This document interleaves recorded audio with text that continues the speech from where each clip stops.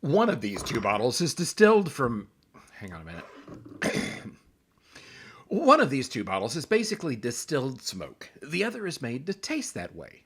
Does that make a difference? Liquid smoke claims it can give food a smoke flavor without an actual fire. But can a few drops really make an indoor food taste like it came from an outdoor grill?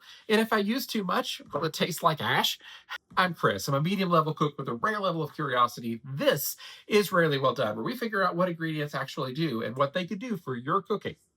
Typically, some guy in a lab coat throws a net over the smoke from a campfire and squeezes it until liquid smoke comes out. Or at least that's how I like to imagine they make it.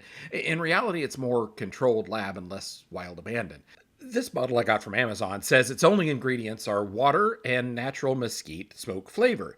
This other one I got at Kroger is more commonly available, but it uses a variety of ingredients to simulate that flavor. Also, one's hickory and the other's mesquite, but despite their differences, they both nail the smell of smoke from a grill. One's got a nozzle for accurate dosage by the drop, and one's easier to pour.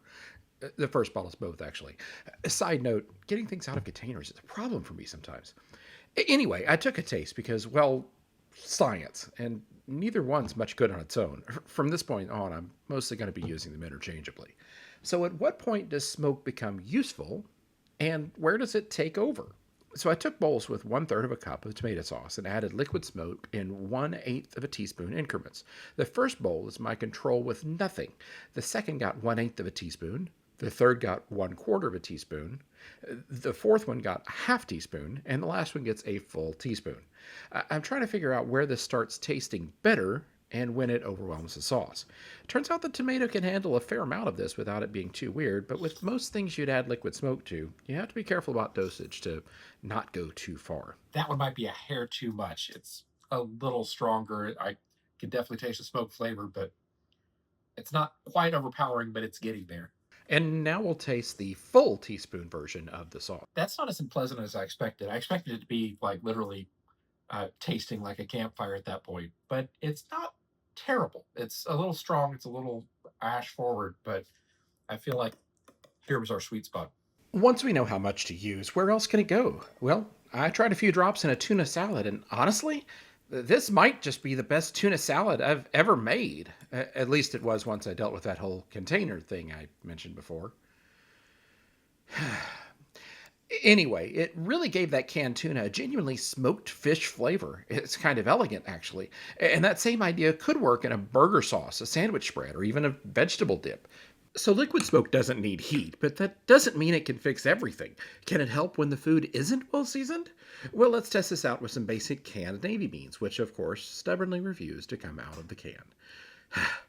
Once coerced, I'll make 4 bowls, plain, smoke only, salt only, and with both. This should help us see whether smoke alone is sufficient or if your food needs that seasoning to be complete. Yeah, it's ashy. It just and maybe that those few drops was just too much for this number of beans. And now the salted one. Better than that one. Probably better than that one. And now the salt and smoke. Yeah, it definitely needs the salt and the smoke. Smoke alone won't do it. Salt alone won't do it. Plain is just plain. That works.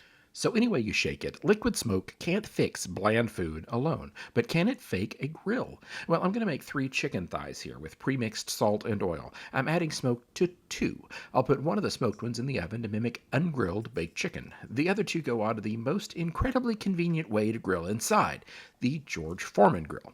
I'm using a George Foreman grill because it consistently gives me direct contact heat and good browning without having to fire up an outdoor grill or go outside.